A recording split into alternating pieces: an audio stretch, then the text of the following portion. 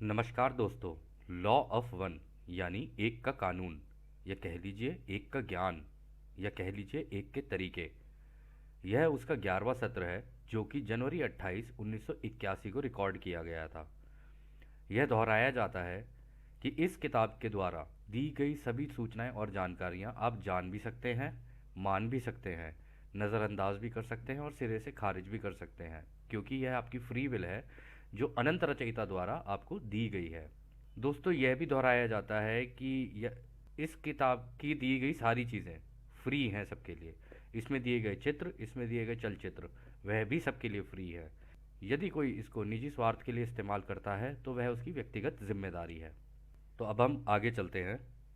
तो जैसा कि हमेशा राह कहते हैं, हम तुम्हारा स्वागत अनंत रचयिता के प्रेम और रोशनी में करते हैं। अब हम बात करने के लिए तैयार हैं।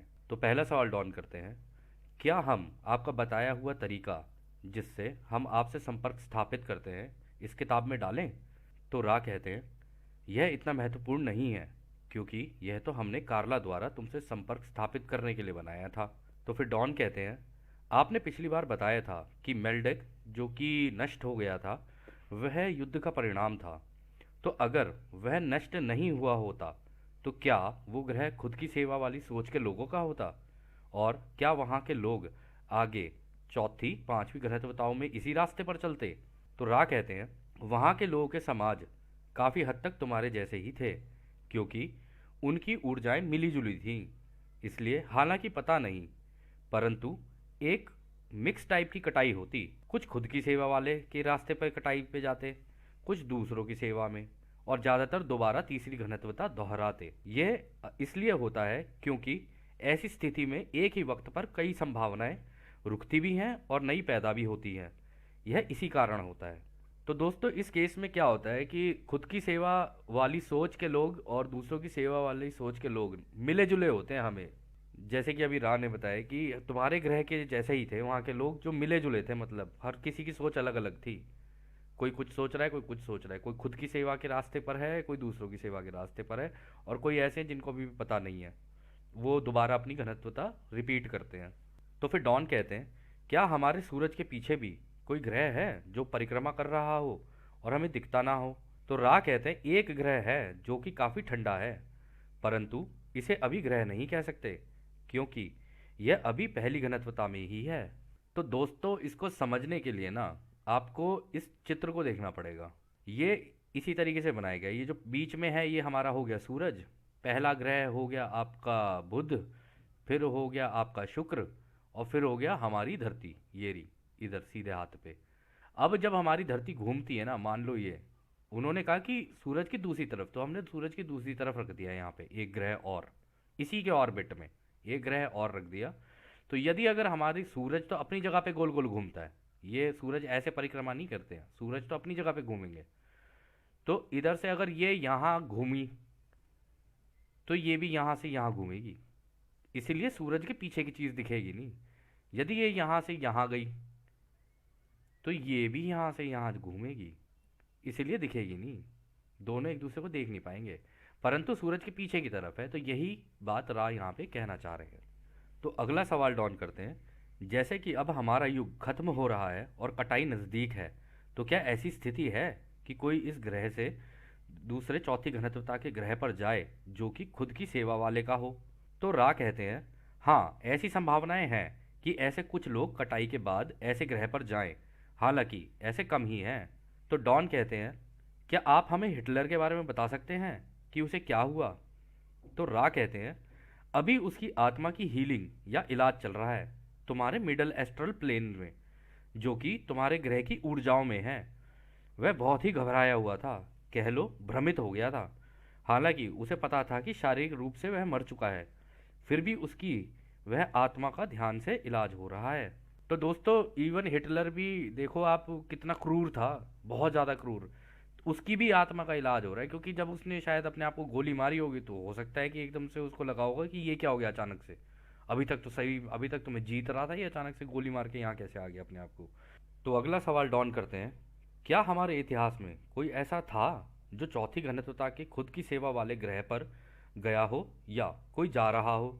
तो रा कहते हैं, ऐसे कुछ ही हैं, हालांकि कुछ ऐसे हैं जिन्होंने छठी और सातवीं से लेकर आठवीं घनत्वता को प्राप्त किया है। यह अनंत बुद्धिमानी की घनत्वता है और यदि वो चाहे तो कभी भी अपनी कटाई करवा सकता है। मतलब दोस्तों ये है कि छठी घनत्वता जो होती है ना, मतलब अभी तो हम तीसरी में हैं, तीसरी के बाद चौथी आती है, पांचवी आएगी, छठी आएगी, तो ऐसे करते करते सातवीं भी आती है, फिर आती है आठवीं। अब आपको पता चलेगा कि आठवीं घनत्व क्या होती है, वो आगे देखेंगे हम। तो वो कह रहे हैं कि आठवीं घनत्वता ही होती है जहाँ पे अनंत बुद्धिमानिता होती है, सब कुछ सारी नॉलेज वहीं होती है, पूरे ब्रह्मांड की, यानी रचयिता का ज्ञान। तो डॉन कहते हैं क्या आप इनके इतिहास के नाम बता सकते हैं? तो रा कहते हैं एक का नाम तारस बुल्बा था, एक चंगेज खान और एक रासपुतीन, ये तीन नाम थे। तो डॉन कहते हैं उन्होंने यह प्राप्ति कैसे की, इसके लिए क्या आवश्यक था? तो रा कहते हैं उनको अटलांटिस की चीज़ें याद थीं कि अपनी ऊर्जा चक्रों का इस्तेमाल कैसे किया जाता है, कि अनंत बुद्धिमानिता को प्राप्त कैसे किया जाता है। तो डॉन कहते हैं क्या इसकी वजह से उनके पास जादुई शक्तियां आई, क्या वो असाधारण चीज़ें कर सकते थे? तो रा कहते हैं हाँ ये ठीक है, पहले दो ने तो इसका ज़्यादा इस्तेमाल नहीं किया, यानी तारस बुल्बा और चंगेज खान ने। हालांकि वह पूरी तरह से खुद की सेवा के रास्ते पर झुके हुए थे और अनुशासित तरीके से कोई मौका नहीं छोड़ा कि इसको दुगना और चौगुना करें। तीसरे वाला जानबूझकर बिना किसी मौके को छोड़े खुद की सेवा के रास्ते पर चला। तो मतलब ऐसा नहीं है दोस्तों, एक तो होता है इच्छा, एक होता है जानबूझकर करना, कि हाँ मुझे पता है ये तरीका और मैं इसको जानबूझ के कर रहा हूँ। तो मतलब तीसरा वाला जो था ये रासपुतीन, इसने जानबूझ के किया, बाकी दोनों जीत के चक्कर में कि जी जीतना है इस तरीके से, उस चक्कर में हुआ ये सारा का सारा जो भी है। जीतना मतलब क्या आपको पता ही होगा, चंगेज खान और इसका तारस बुल्बा का आप देख लेना यदि आपकी इच्छा हो तो। तो डॉन कहते हैं ये लोग अभी कहाँ हैं? तो रा कहते हैं यह अभी चौथी घनत्वता में हैं, इसलिए समय और जगह अलग अलग हैं। अभी वह खुद की सेवा के चौथी घनत्वता के तौर तरीकों को सीख रहे हैं। एक ओरियन समूह में है, एक कैसियोपिया में है और एक दक्षिणी क्रॉस में है। तो दोस्तों अगर आप देखना चाहें कि ये ओरियन समूह और ये कैसियोपिया और ये दक्षिणी क्रॉस क्या है, तो यदि आप आसमान की तरफ देखें ना तो आपको आसमान की तरफ ऐसे दिखेंगे। ये ओरियन समूह है, मतलब एक तारा इधर, एक तारा इधर, तीन तारे बीच में, एक तारा इधर, एक तारा इधर। तो ये ओरियन का समूह है पूरा का पूरा। ठीक है। इसी तरीके से साउदर्न क्रॉस जो है वो आसमान में कुछ इस तरीके से दिखता है, बिल्कुल क्रॉस लगेगा ऊपर से नीचे, लेफ्ट से राइट ऐसे, और एक तारा यहाँ बीच में होगा। तो ये बीच में से पूरा ऐसे बन रहा होता है, ठीक है ना। और एक होता है ऐसे कैसियोपिया, ये ऐसे ऐसे ऐसे, मतलब ऊपर से नीचे, फिर राइट, फिर नीचे, फिर ऊपर, ऐसे करके ये कैसियोपिया है। यदि आप अपने आकाशों में देखना शुरू करें ना तो ये आपको दिख जाएंगे। और ये भी संभावना है कि यदि आप आकाश में देखें तो कुछ चलते हुए तारों जैसी कोई चीज़ दिखे, तो ये भी है कि ये भी हो सकता है कि महासंघ के लोग आपके आसपास आ गए हों, मतलब जो रचयिता की सेवा में है, जो महासंघ जिनके बारे में रा बात कर रहे हैं कि हम महासंघ के हैं। तो खैर अगला सवाल डॉन करते हैं ये ओरियन समूह में कौन है? तो रा कहते हैं चंगेज खान। तो डॉन कहते हैं वह अभी वहाँ क्या काम कर रहा है? तो रा कहते हैं वह अभी रचयिता की ही सेवा कर रहा है।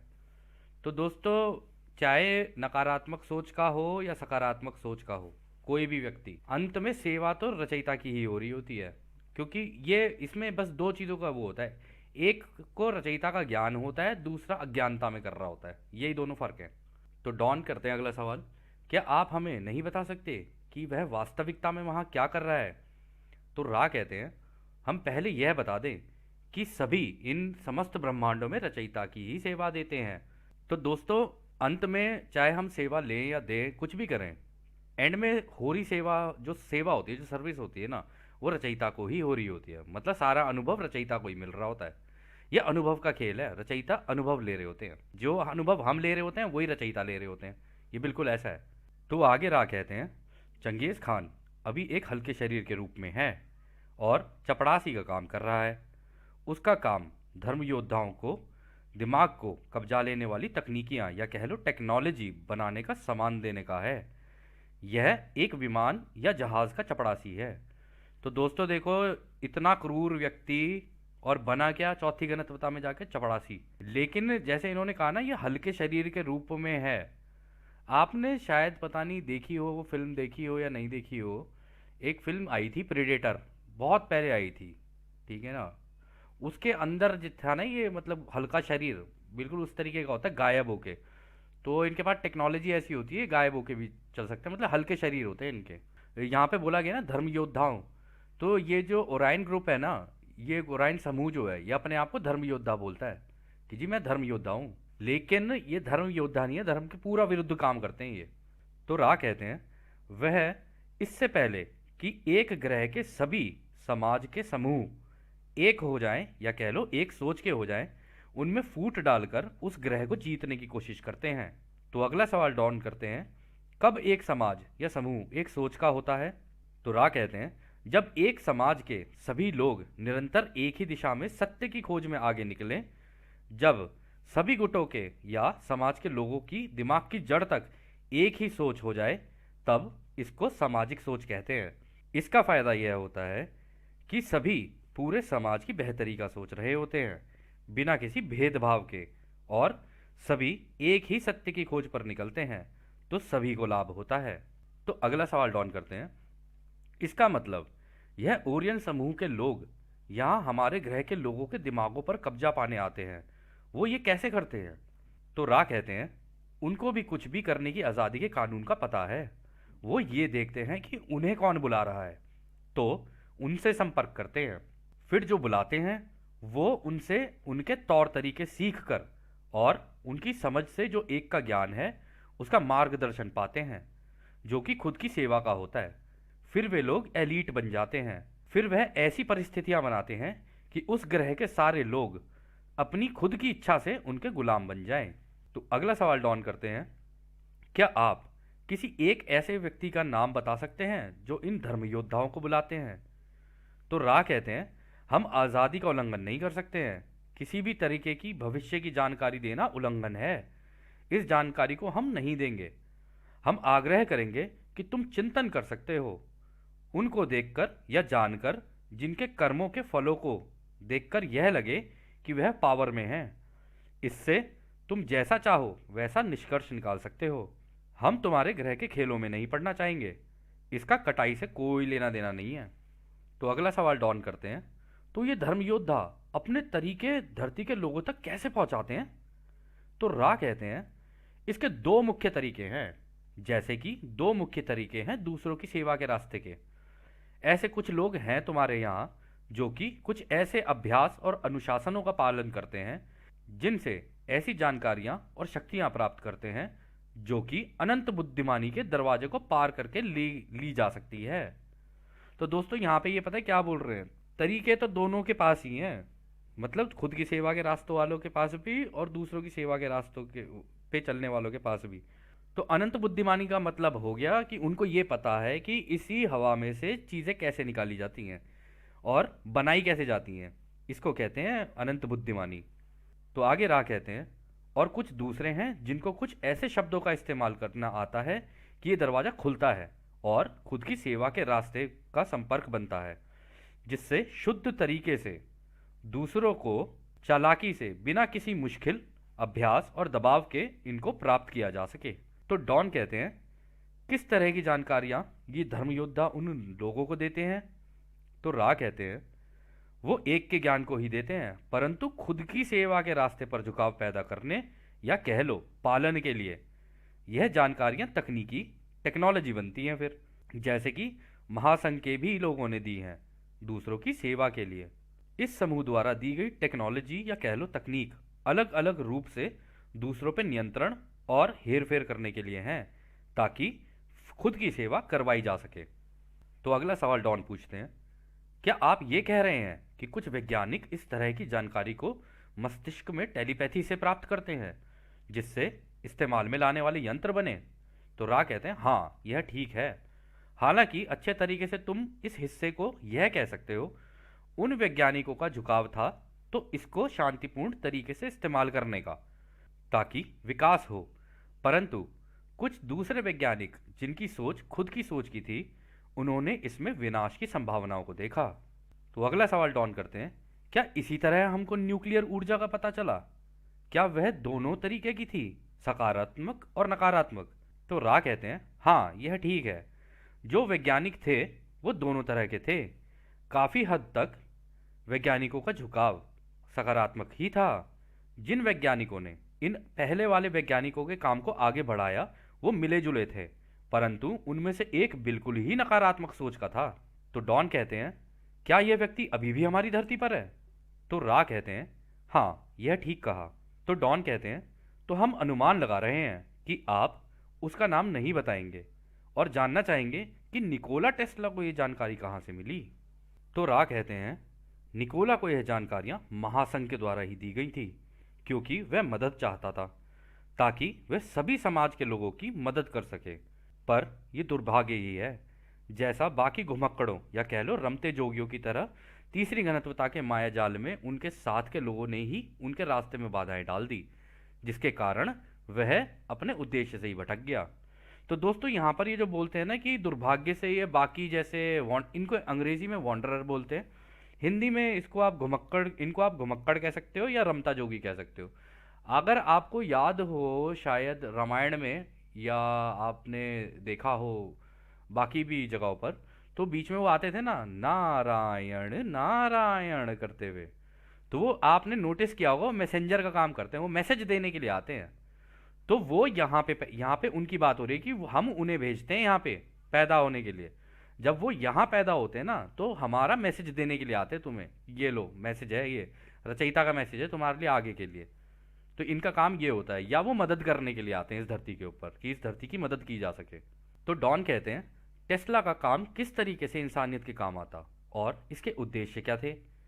तो रा कहते हैं, वह चाहता था कि धरती के सारे लोग अंधकार से बाहर आएं।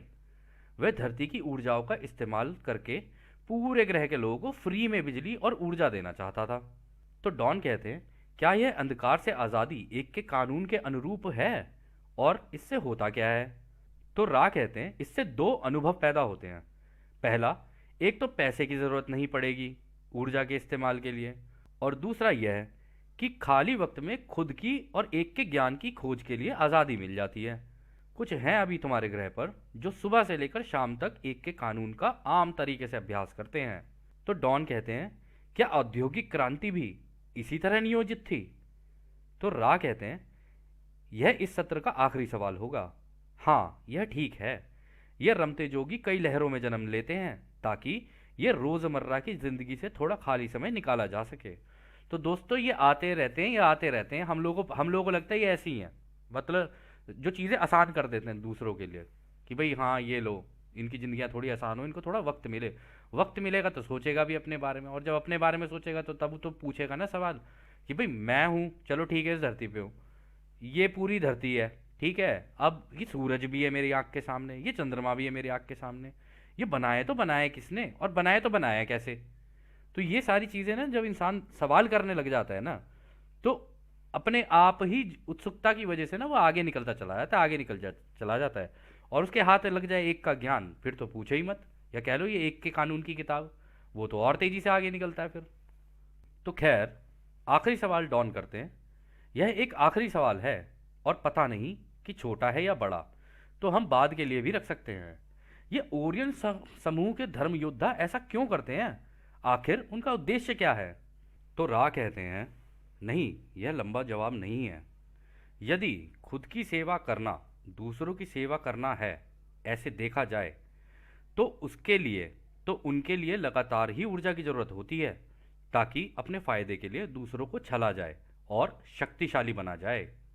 तो दोस्तों ये सत्र यहीं समाप्त होता है, और जैसा कि हम हमेशा कहते हैं, अब हम आपको अनंत रचयिता के प्रेम, उसकी रोशनी, उसकी शक्ति और उसकी शांति में छोड़कर चलते हैं हमारे भाइयों। आदने आदने वासु। धन्यवाद।